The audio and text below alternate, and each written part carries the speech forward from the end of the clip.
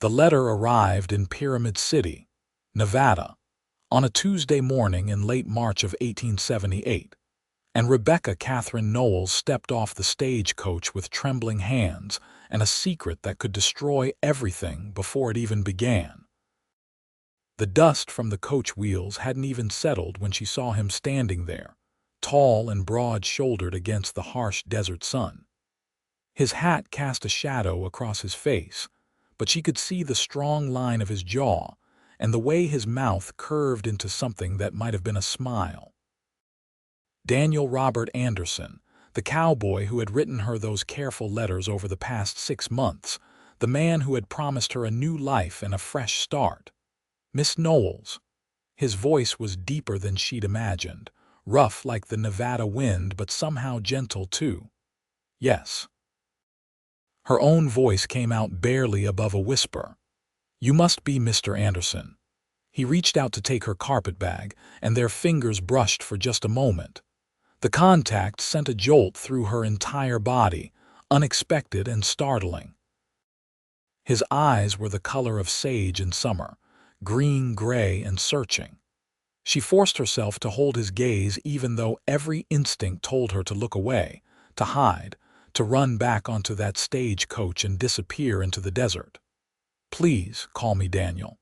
We're to be married tomorrow, after all."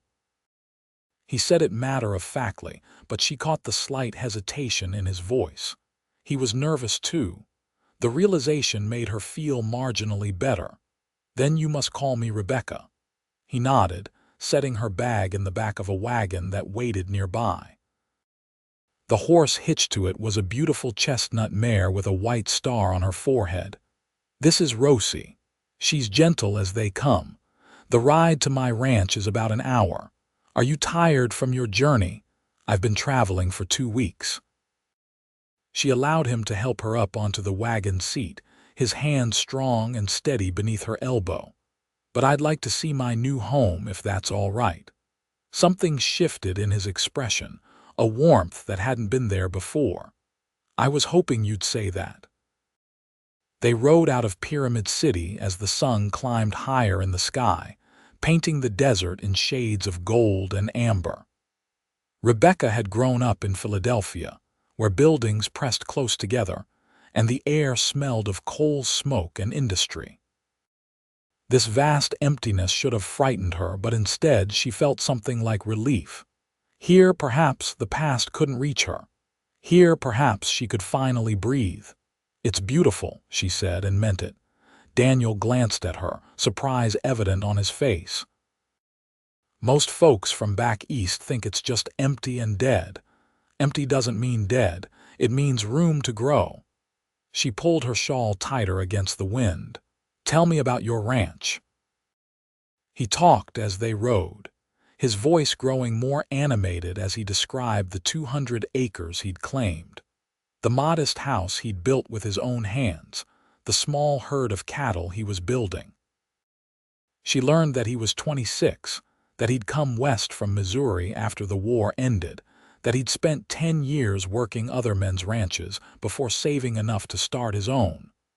"Why did you decide to send for a mail-order bride?"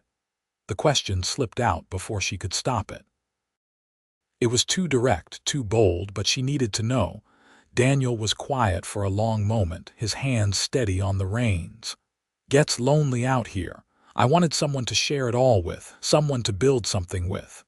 He turned to look at her directly. "Why did you answer my advertisement?" Rebecca's throat tightened. This was it, the moment she could start laying the groundwork for the truth. But the words stuck in her throat, heavy and dangerous. "I needed a new start." "Well then." Daniel's voice was soft. "Sounds like we both found what we were looking for." The ranch appeared on the horizon like a promise. The house was small but well built, with a covered porch and real glass windows that caught the afternoon light. There was a barn, a chicken coop, a corral where several horses stood watching their approach with mild interest. Beyond it all stretched the endless Nevada desert, mountains rising in the distance like sentinels. "It's perfect," Rebecca whispered, and felt tears prick at her eyes. She'd been prepared for something rough and barely habitable, not this careful home that spoke of a man who'd built it with hope for the future. Daniel helped her down from the wagon, and this time his hands lingered at her waist for just a breath longer than necessary. "Let me show you inside." The house was simple but clean, with a main room that served as both kitchen and living area, a bedroom off to one side, and a smaller room that Daniel explained he'd been using for storage, but could be converted to another bedroom if needed. The furniture was handmade but sturdy, and someone had clearly made an effort to make it welcoming. Curtains hung at the windows, a quilt lay across the bed, and wildflowers sat in a jar on the table. My neighbor, Mrs. Patterson, helped me get things ready. Daniel removed his hat, running a hand through his dark hair. "She's been after me to marry for years. She was mighty pleased when I told her about you." Rebecca set her carpetbag down, turning slowly to take it all in. This was to be her home. Tomorrow, she would marry this man who was still essentially a stranger. And sometime soon, she would have to tell him the truth about why she'd really come west, about what she was running from. Daniel. She turned to face him, her heart pounding so hard she was certain he could hear it. "I need to tell you something." His expression shifted, becoming guarded. "All right." But before she could continue, the sound of hoofbeats interrupted them. Daniel moved to the window, his body tensing. "That's John Patterson. Something must be wrong." He strode outside, and Rebecca followed, watching as a weathered man in his 50s dismounted from his horse in a hurry. "Daniel, we've got trouble. Someone's been cutting fences down at the South Range, lost about 20 head of cattle through the gaps. Sheriff thinks it might be the same gang that's been operating out near Virginia City." Daniel's jaw clenched. "When did this happen?" "Sometime last night. I've got my boys out trying to round up the strays, but we could use your help." John Patterson's eyes shifted to Rebecca, his expression softening. "Apologies, madam. You must be Miss Knowles. Wish we were meeting under better circumstances." "It's quite all right, Mr. Patterson." Daniel looked torn, his gaze moving between Rebecca and his neighbor. "John, I can't leave Rebecca alone on her first day here." "She can come stay with my wife," John offered. "Martha would love the company, and it'd give the ladies a chance to get acquainted before the wedding." Rebecca stepped forward. "Go, Daniel. Your livelihood is at stake." "I'll be fine with Mrs. Patterson." The look Daniel gave her was filled with something like gratitude and admiration. "Are you sure?" "I'm sure. Go take care of your ranch."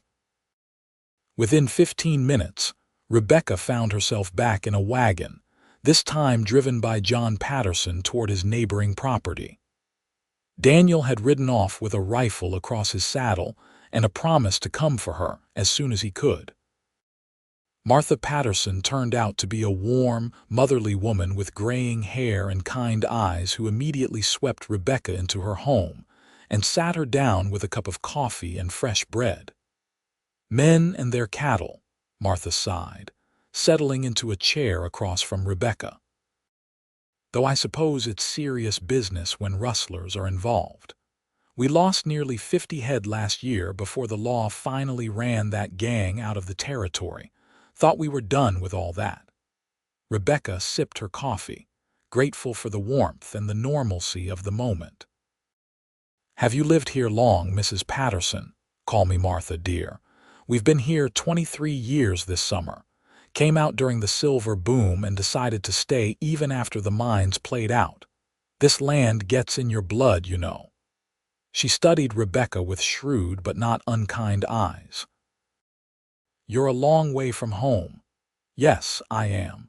"Philadelphia," Daniel said. "That's quite a change, coming from a big city to this empty desert." Rebecca set down her cup, meeting Martha's gaze directly. "Sometimes a person needs a big change." Martha nodded slowly. "Running from something or running toward something?" The question was gentle but direct. Rebecca found herself appreciating the older woman's straightforward manner. Both, perhaps. Well, you'll find most folks out here have left something behind. The West has always been a place for fresh starts. Martha poured more coffee. Daniel's a good man, one of the best. He'll treat you right.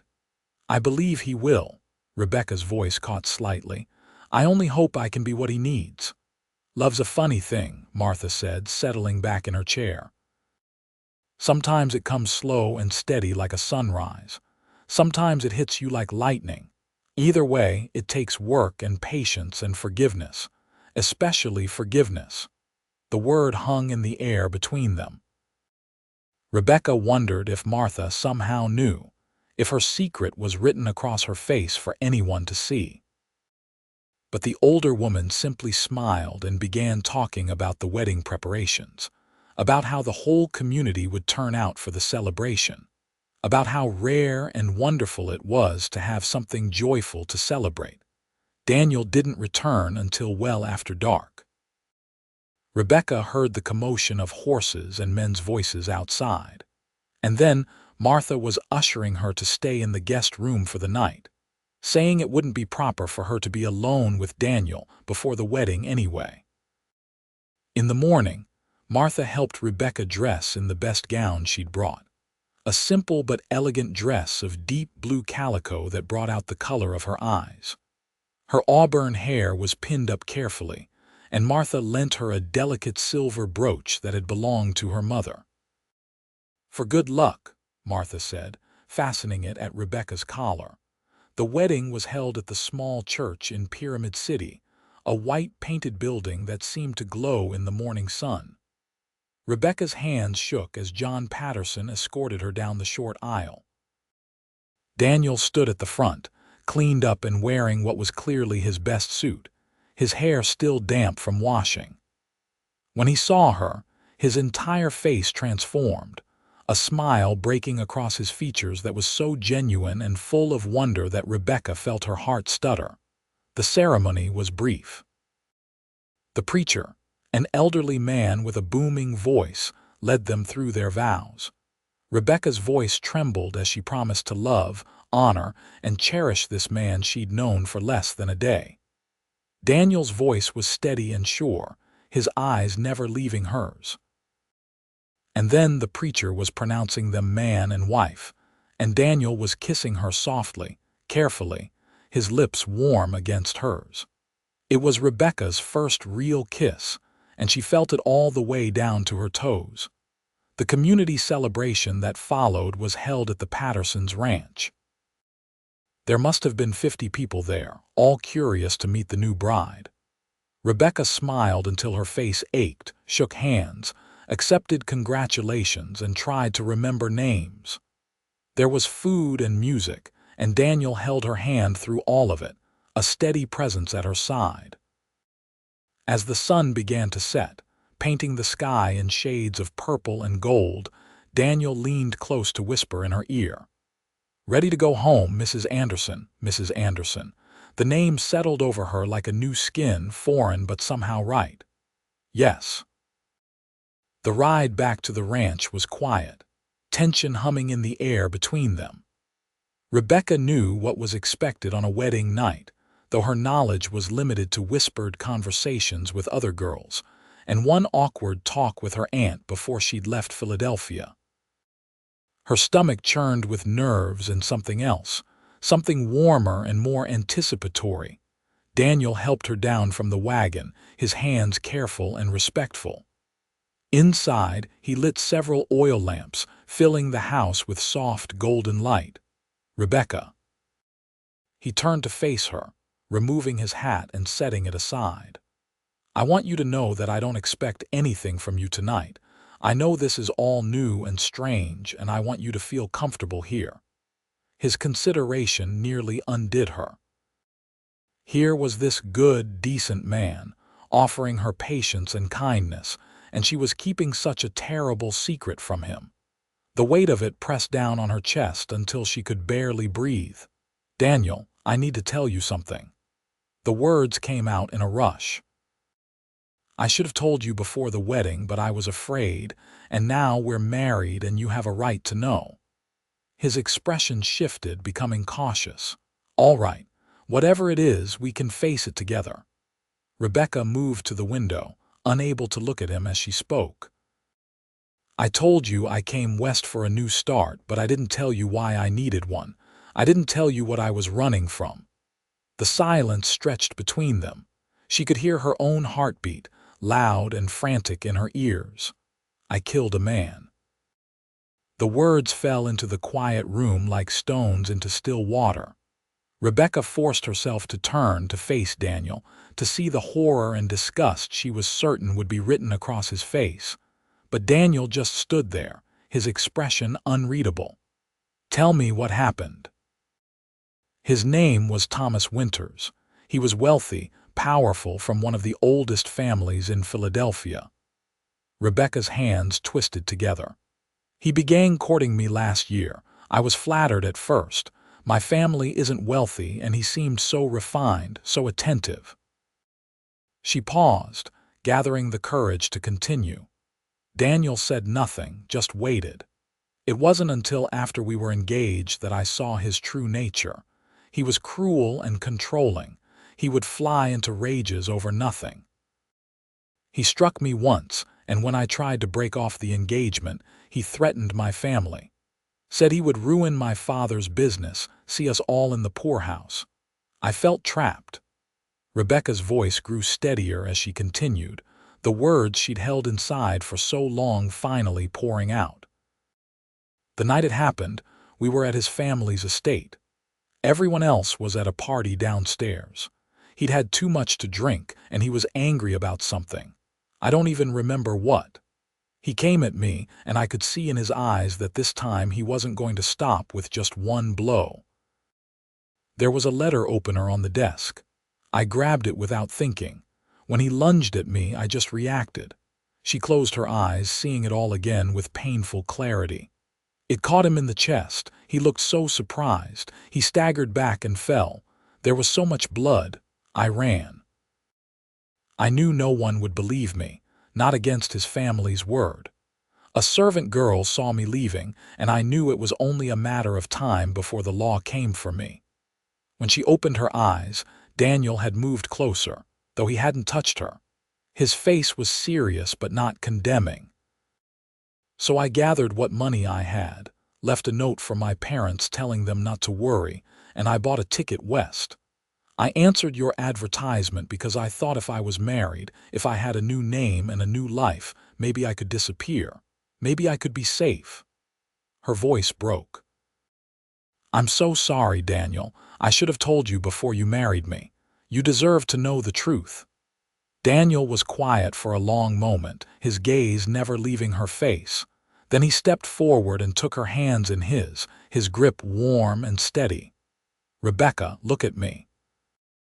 She raised her eyes to his, expecting to see doubt or fear.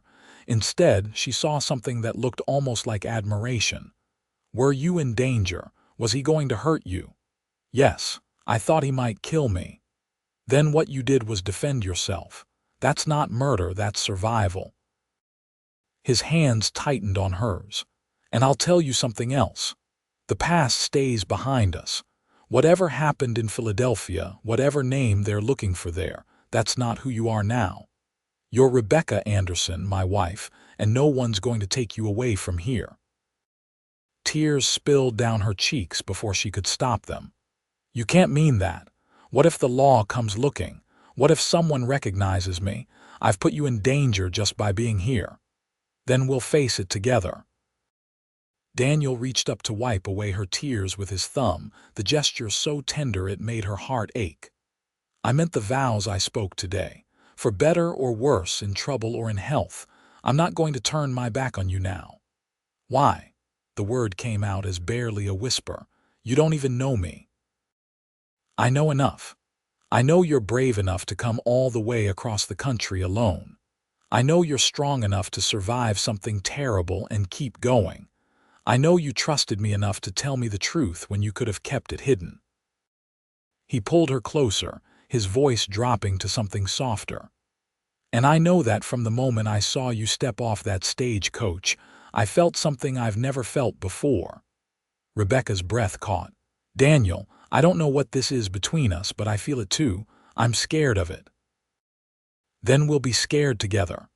He smiled, that same wonderful smile from the church. "But we'll also figure it out together, all of it. The ranch, the life we're building, whatever feelings this turns out to be, together." She leaned forward, resting her forehead against his chest, and his arms came around her, solid and sure. For the first time in months, since that horrible night in Philadelphia, Rebecca felt safe. They stood like that for a long while, wrapped in each other's arms while the oil lamps flickered and cast dancing shadows on the walls. Eventually, Daniel pulled back slightly, his hand coming up to cup her cheek. "I want to kiss you properly," he said. "My wife, if that's all right with you." In answer, Rebecca rose up on her toes and pressed her lips to his. This kiss was different from the chaste one at the church. It was deeper, full of promise and heat, and the beginning of something real. When they finally broke apart, both of them were breathing hard. "I think," Rebecca said, her voice shaky but sure, "that I would like to be your wife in every sense of the word." Daniel's eyes darkened. "Are you certain we can wait? There's no rush." "I'm certain. I want this. I want you." He kissed her again, then carefully began helping her out of her dress, his hands gentle and patient. Rebecca had been nervous about this moment, but with Daniel it felt right. Natural, like coming home. Later, as they lay tangled together in the darkness, Daniel's fingers tracing lazy patterns on her shoulder, Rebecca felt peace settle over her like a blanket. "Daniel, thank you, for understanding, for not turning me away." He pressed a kiss to her forehead. "You're my wife, Rebecca. My partner. Whatever comes, we face it together. That's what marriage is supposed to be." She drifted off to sleep in his arms, feeling safer than she had in over a year. The next weeks passed in a blur of new experiences and growing affection. Rebecca learned the rhythms of ranch life, how to care for chickens and gather eggs, how to cook on the wood stove, how to mend fences and tend the garden Daniel had started behind the house. She learned to ride Rosie, the gentle mare, and to watch the horizon for signs of weather. The physical work was harder than anything she'd done in Philadelphia, but it was also deeply satisfying. And she learned about Daniel. She learned that he sang off-key when he thought no one was listening, that he had a sweet tooth for her apple pie, that he read the same 3 books over and over because they were the only ones he owned. She learned that his mother had died when he was 12, that he'd served in the war as a teenager and still had nightmares sometimes, that he'd chosen to come west because he wanted to build something entirely his own. In turn, she shared pieces of herself. She told him about growing up in Philadelphia, about her love of reading and her talent for mathematics that had scandalized her aunts. She taught him a card game her father had shown her, and she read aloud to him in the evenings from books she'd brought with her. She told him about her younger brother, Peter, who she missed terribly, and her parents who must be sick with worry. "You should write to them," Daniel said one evening as they sat on the porch watching the sunset. "Let them know you're safe and happy. What if the letter is intercepted? What if it leads someone here? Use the return address of a friend, or send it through several hands. But Rebecca, they deserve to know you're all right." She knew he was right. That night, she composed a careful letter to her parents, telling them she was safe and married and making a new life, but not revealing where. She sent it via Martha Patterson's sister in California, with instructions to mail it from there. It was a small risk, but a necessary one. As spring turned to early summer, Rebecca found herself falling in love with her husband. It wasn't the sudden, dramatic romance she'd read about in novels. It was quieter than that, built on shared meals and private jokes, and the way he always made sure her coffee was exactly how she liked it. It was in how he listened when she talked, really listened, and remembered the small details.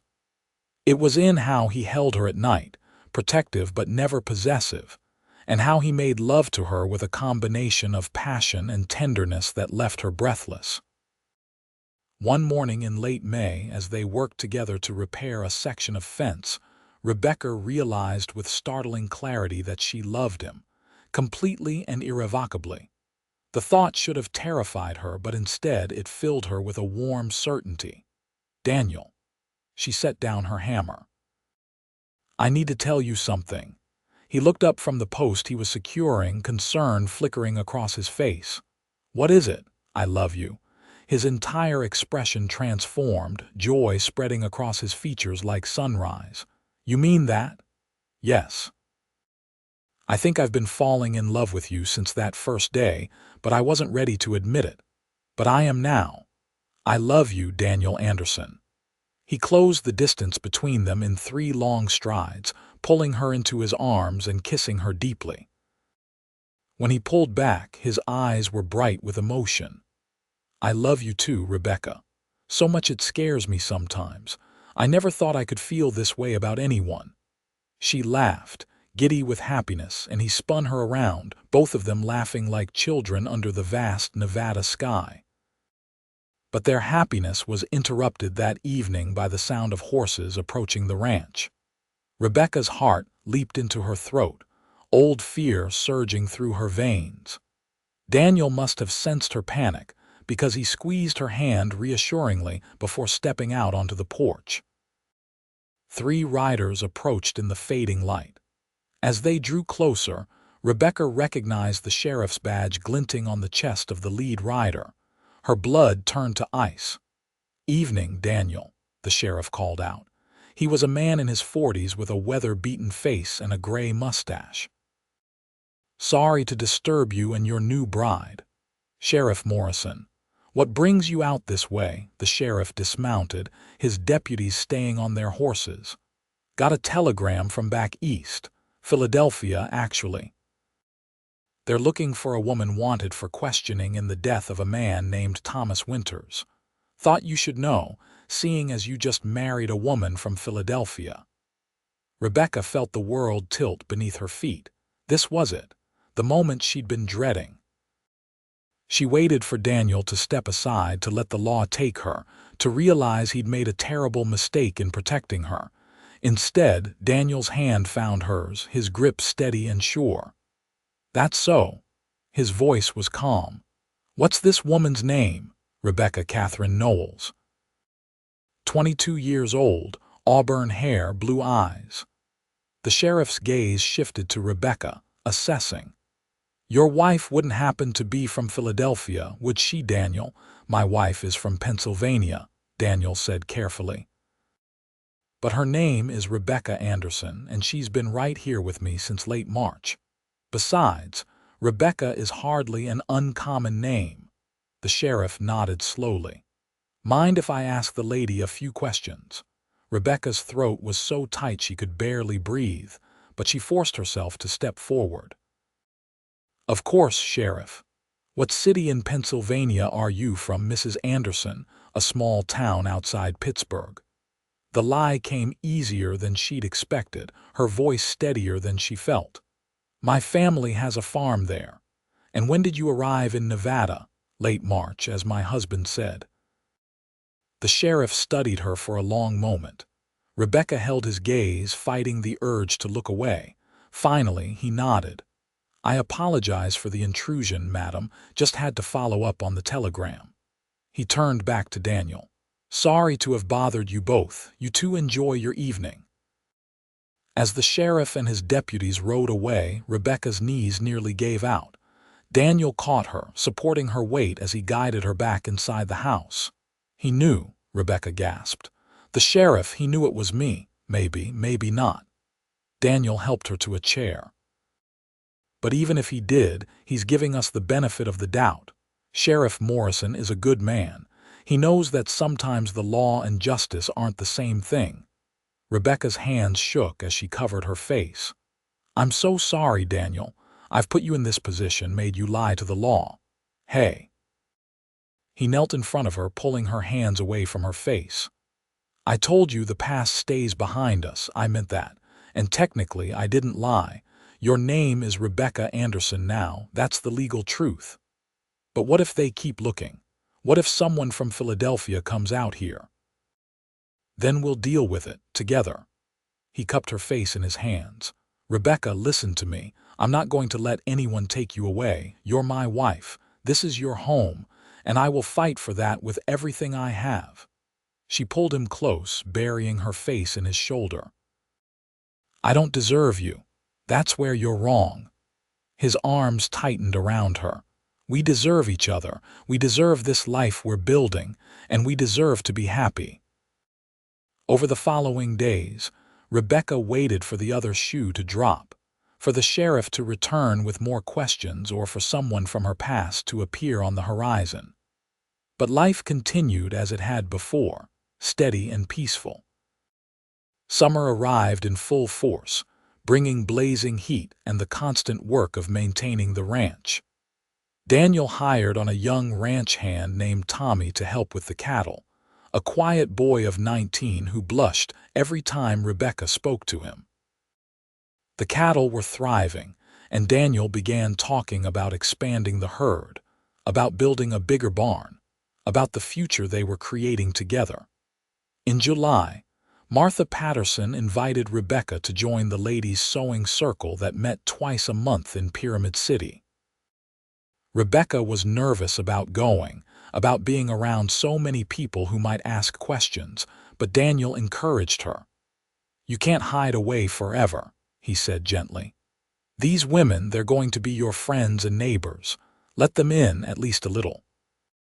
So Rebecca went, and found herself welcomed warmly into the group of women who gathered to sew, gossip, and support each other.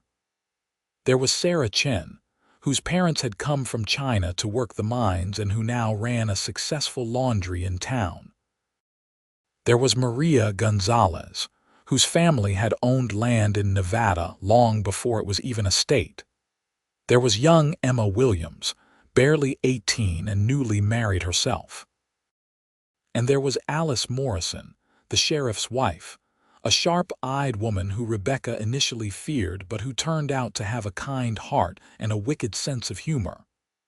"Don't worry, dear," Alice told her quietly one afternoon as they worked on quilts together. "My husband is very good at knowing when to look closely and when to let things be. Some folks deserve a second chance." The words were clearly pointed, and Rebecca met Alice's gaze with gratitude and relief. "Thank you. Just be good to Daniel. He's had a hard life and he deserves happiness." That's all any of us care about. As summer progressed, Rebecca realized she was becoming part of this community in a way she never had been in Philadelphia. Here, people cared about what you did and how you treated others, not who your family was or how much money you had. It was refreshing and liberating. In August, she missed her monthly courses. At first, she thought it was just the stress and the change in lifestyle, but when she missed a second month and began feeling queasy in the mornings, she could no longer deny the truth. She was pregnant. The realization filled her with a complex swirl of emotions. Joy, because she already loved this child she carried. Fear, because bringing a new life into the world when her own past was uncertain seemed reckless. And hope, because a baby represented a future, a permanence to this new life she was building.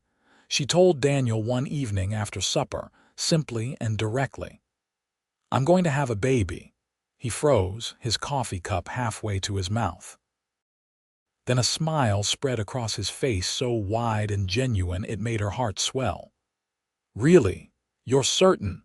"As certain as I can be without seeing a doctor."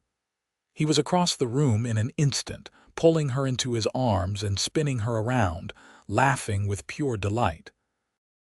"We're going to have a baby. Rebecca, we're going to be parents."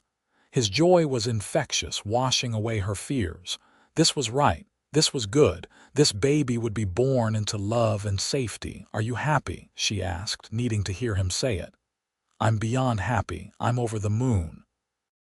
He kissed her softly, then knelt and pressed a kiss to her still flat stomach. "Hello in there, little one. I'm your papa, and I already love you more than I thought possible."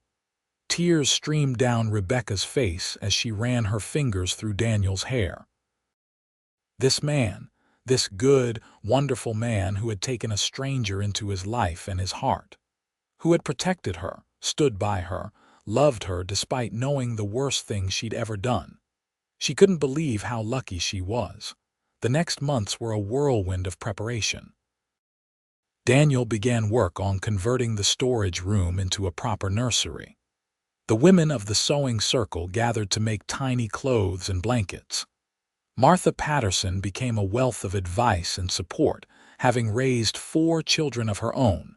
Rebecca's body changed, her belly growing round and full. Daniel was endlessly fascinated by it, always wanting to feel the baby kick and move. He talked to the baby constantly, telling it stories about the ranch and the desert, making promises about the life they would share. "Whether you're a boy or a girl," Daniel said one night, his hand resting on Rebecca's belly, "you're going to know you're loved. You're going to grow up safe and happy with the whole world open before you." Rebecca placed her hand over his. "And you're going to have the best father any child could ask for." Winter arrived, cold and harsh. The work of the ranch continued, but at a slower pace.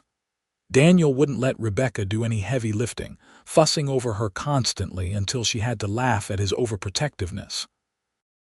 "Women have been having babies since the beginning of time," she told him. "I'm not made of glass." "You're carrying the most precious thing in the world," he countered. "I'm going to make sure nothing happens to either of you." On a clear February morning in 1879, Rebecca went into labor. Daniel rode like the devil to fetch the midwife, a capable woman named Ruth, who had delivered half the babies in the county. The labor was long and difficult, lasting through the day and into the night. Daniel stayed by Rebecca's side the entire time, holding her hand, wiping her forehead, whispering words of encouragement. "You're so strong," he told her as another contraction gripped her. "You can do this. I'm right here. I'm not going anywhere."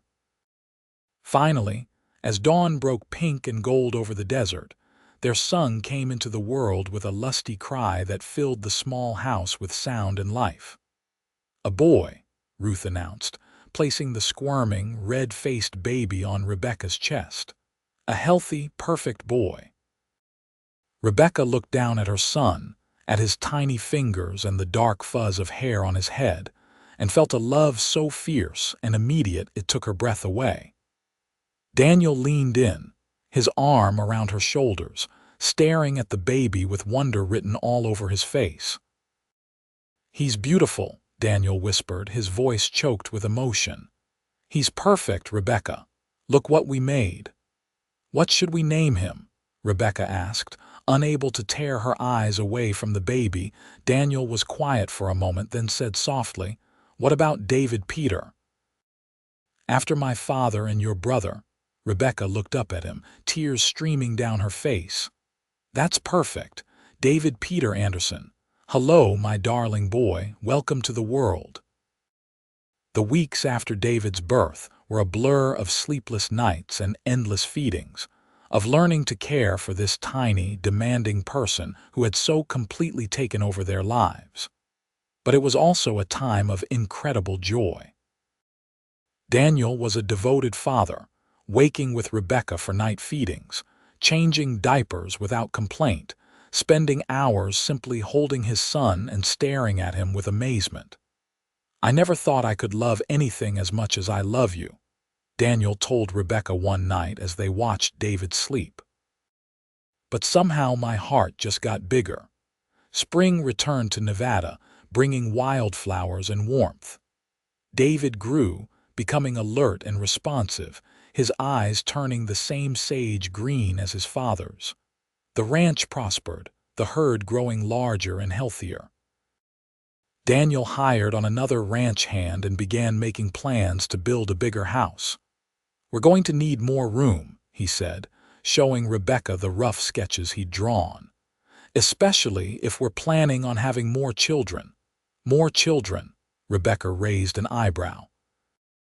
"We should probably make sure we can keep this one alive first."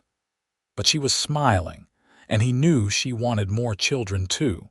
This life they were building together, it was more than either of them had dreamed possible. One afternoon in late May, as Rebecca sat on the porch with David while Daniel worked in the corral, a lone rider appeared on the horizon. Rebecca's old fear surged up, the instinct to run and hide. But she forced herself to stay calm, to wait and see.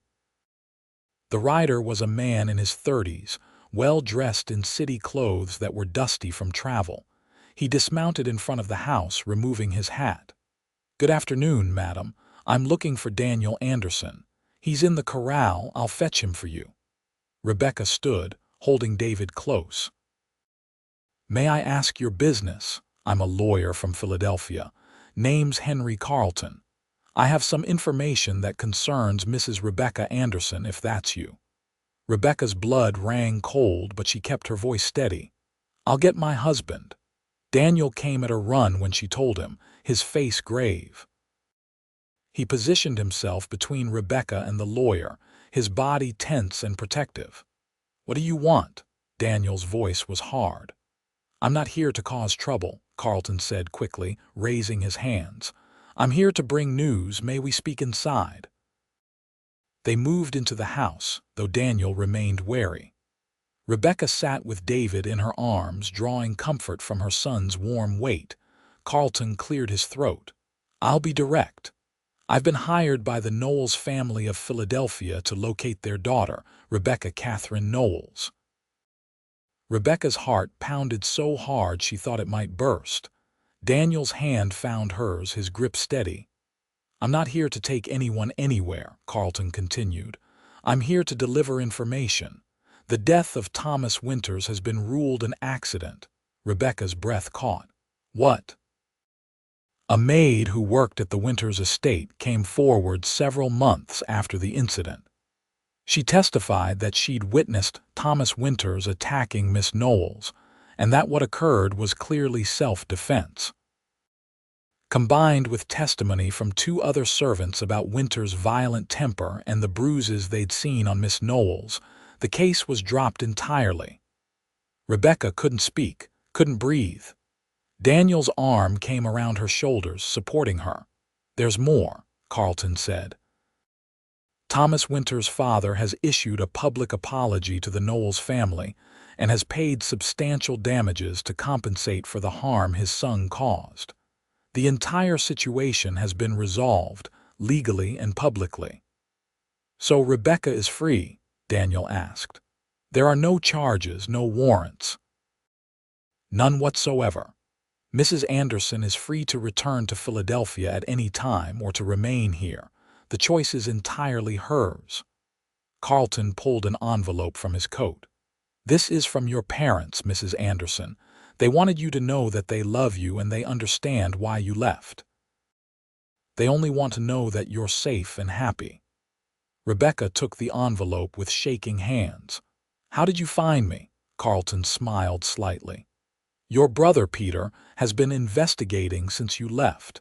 He tracked your movements west and eventually found record of your marriage here in Nevada.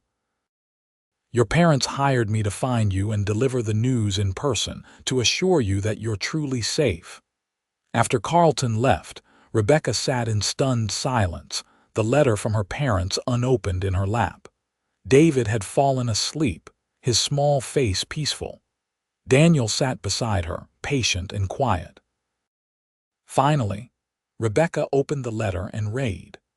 Her mother's handwriting blurred through her tears as she read words of love and forgiveness, of pride in her courage and relief that she was safe. Her father had added a note saying that he never believed she was capable of murder, only of protecting herself. Peter had scrawled a promise to visit as soon as he could afford the train ticket. "It's over," Rebecca whispered. "It's really over." Daniel pulled her close, careful not to wake David. "You're free, Rebecca. The past can finally stay where it belongs. She turned to look at him, this man who had changed her life so completely. I wouldn't go back even if they begged me. This is my home. You and David, this ranch, this life. This is where I belong. Are you sure? You could see your family again, return to the city. I am sure. But Daniel, I would like to invite my family to visit. I want them to meet you and David. I want them to see how happy I am. His smile was radiant. Then we'll write to them today. They're always welcome here. That summer, Rebecca's parents and brother made the long journey west to Pyramid City. The reunion was tearful and joyful, with her mother holding her for what felt like hours, and her father quietly assessing Daniel with approval. Peter, now 19 and full of energy, was fascinated by everything about the ranch and spent his visit following Daniel around and asking endless questions.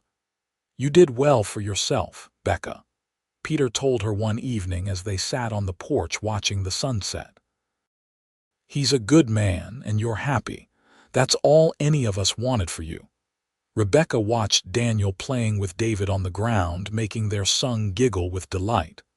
"I never thought I could be this happy. After everything that happened, I thought I'd ruined my life. But I found something better than I ever imagined." Her mother joined them, settling into a rocking chair with a sigh of contentment. "This land is beautiful in its own way. I understand why you stayed. It's not just the land, Mama. It's the people, the community. And it's Daniel. He saved me in every way a person can be saved."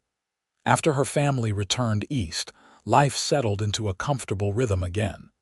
David grew into a curious, energetic toddler who kept his parents constantly on their toes.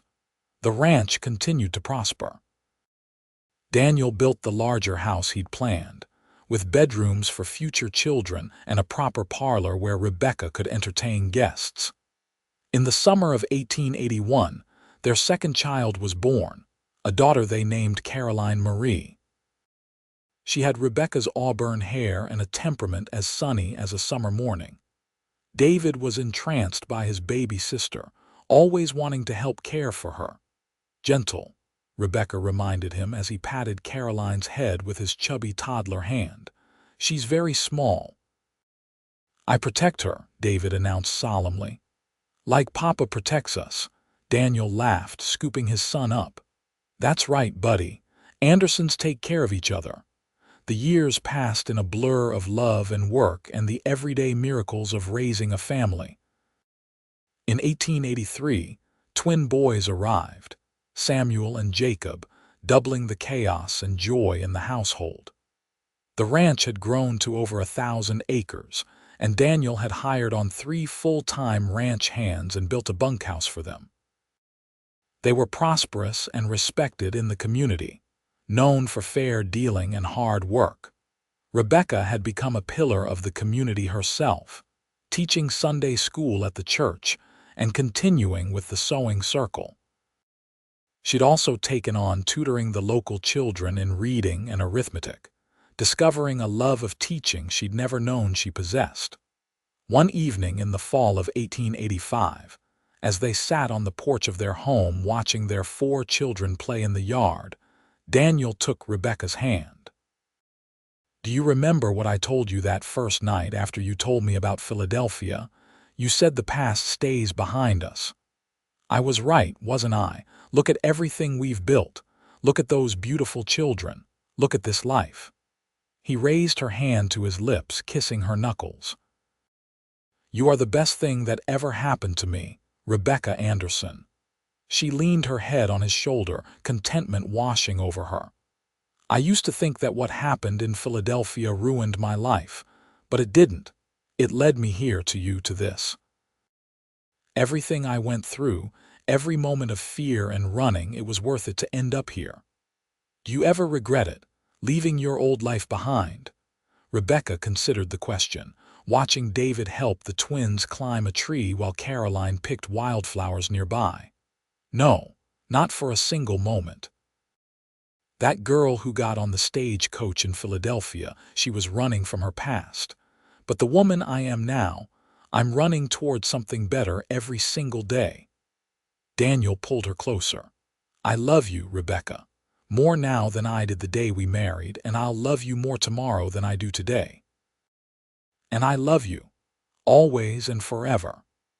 As the sun set over their land, painting the Nevada desert in shades of gold and crimson, Rebecca reflected on the strange and wonderful journey that had brought her here. She'd come west as a frightened fugitive, desperate and alone.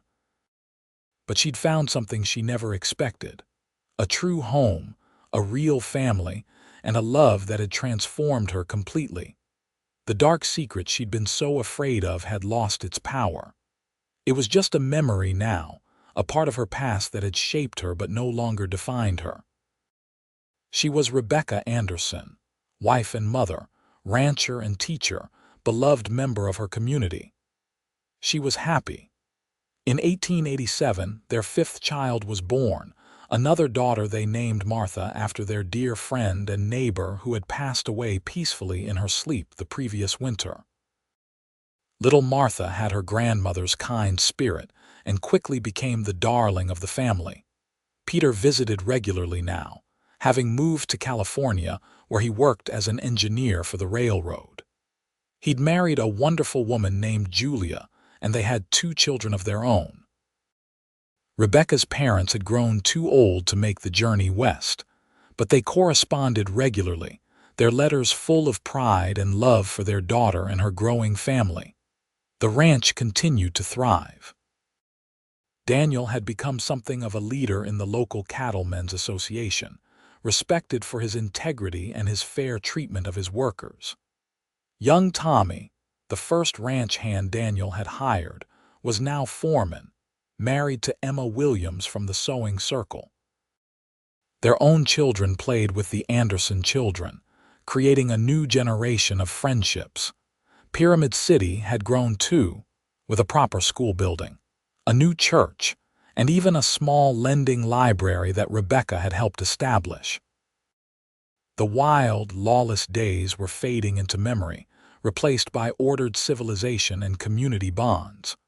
On their 10th wedding anniversary in April of 1889, Daniel surprised Rebecca with a gift.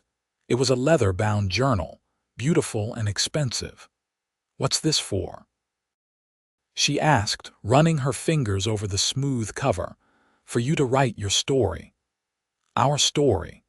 So that someday, when our children are grown and maybe have children of their own, they'll know where they came from. They'll know what you survived, how brave you were, and how we built this life together." Rebecca's eyes filled with tears. "Daniel, that's the most thoughtful gift anyone has ever given me. You've given me everything, Rebecca. The least I can do is help you record it." So Rebecca began to write. She wrote about Philadelphia and Thomas Winters, about fear and desperation. She wrote about that first stagecoach ride to Pyramid City, about seeing Daniel for the first time, about the terror of confessing her secret and the miracle of his acceptance. She wrote about falling in love, about building a home, about the birth of each of their children. She wrote about the community that had embraced her and the life she'd never dreamed possible. As she wrote, she realized that her story wasn't really about tragedy or violence or running away. It was about courage and love and the power of second chances. It was about finding hope in the most unexpected places and discovering that home isn't where you're from, but where you're loved. Years continued to pass, each one adding new layers to their story. The children grew up strong and healthy. David became a skilled horseman who helped his father run the ranch. Caroline developed a talent for music and could play any tune on the piano Daniel had bought. The twins were inseparable, finishing each other's sentences and getting into harmless mischief. Little Martha followed Rebecca everywhere, showing an early interest in books and learning. In 1892, their 6th and final child was born, a boy they named Thomas. Rebecca had suggested the name, and Daniel had understood immediately what it meant. It was a reclaiming, a final act of healing. This Thomas would be raised with love and gentleness, taught to respect women, and to use his strength to protect rather than harm. It was Rebecca's way of transforming the memory of that terrible night into something good and pure. On a warm spring evening in 1895, Rebecca and Daniel sat on their porch as they had countless times before. Their children were scattered around the yard, the older ones helping the younger, the sound of their laughter filling the air. The ranch stretched out before them, prosperous and beautiful, a testament to years of hard work and dedication. "We did it," Rebecca said softly. "We built something real and lasting." Daniel took her hand, their fingers intertwining in a gesture as familiar as breathing. "We did it together." Just like everything else. You ever think about that first day when I stepped off the stage coach all the time? I saw this beautiful, scared woman and something in my chest just knew. I don't know what it was, but I knew you were going to change my life. Rebecca smiled. I was terrified. You seemed so solid, so sure of yourself. I couldn't imagine why you'd want someone like me. Someone like you. You mean someone brave enough to cross a country alone, someone strong enough to defend her own life. Someone willing to risk everything for a chance at something better. Daniel shook his head. Rebecca, you were exactly what I wanted, you just didn't know it yet. She leaned against him, comfortable and content. The past stays behind us. You were right about that, but it's also part of us. It made us who we are. Then I'm grateful for all of it, the good and the bad, because it led us here. He gestured to their children, their land, their life. To this. To us. Rebecca thought about the journal she'd been keeping, now almost full of memories and reflections. She thought about the woman she'd been in Philadelphia, trapped and desperate, and the woman she'd become here in Nevada, free and loved. The transformation hadn't been easy, but it had been worth every difficult moment. I want our children to know, she said. When they're old enough to understand, I want them to know my story. Not to frighten them, but to show them that people can overcome terrible things. That mistakes and tragedies don't have to define you. That love and forgiveness are stronger than fear. Then we'll tell them, together. Daniel pressed a kiss to her temple. Just like we do everything else. As the sun set over Pyramid City, Nevada, painting the sky in brilliant shades of orange and purple, Rebecca reflected on the long and winding road that had brought her to this moment. She'd come west as Rebecca Katherine Knowles, fugitive and murderer in the eyes of the law. She'd become Rebecca Anderson, wife and mother and pillar of her community. But more than that, she'd become herself, fully and completely. The dark secret she'd carried for so long had lost its power to frighten her. It was simply part of her history now, no more and no less. She'd learned that the past didn't have to imprison you, that redemption was possible, and that love could heal even the deepest wounds. David called out to his father, needing help with one of the horses, and Daniel stood with a groan. Getting too old for this, he joked, though at 43 he was still strong and capable. Nonsense, Rebecca said, standing too. You're perfect exactly as you are. He pulled her close, kissing her soundly in full view of their children, who made exaggerated gagging sounds. I love you, Rebecca Anderson, today and always. And I love you, Daniel Anderson, forever and beyond. They walked together toward their children, toward the life they'd built together from fear and hope and love.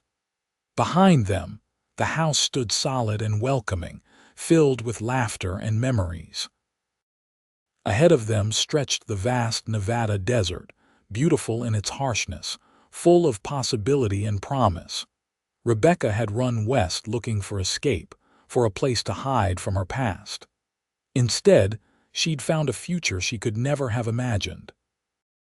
She'd found a partner who saw her at her worst and loved her anyway. She'd found a community that embraced her without judgment. She'd found a home not just in a place, but in a person, in a family, in a life well lived. The past stayed behind them, just as Daniel had promised that first night. But it also lived within them, a reminder of how far they'd come and how much they'd overcome. Rebecca wouldn't change a single moment of her journey, not the terrible parts or the wonderful ones, because they'd all led her exactly where she was meant to be. As she watched Daniel lift little Martha onto his shoulders while Thomas toddled after them, and the older children worked together with the horses, Rebecca's heart swelled with gratitude and joy. This was her family. This was her home.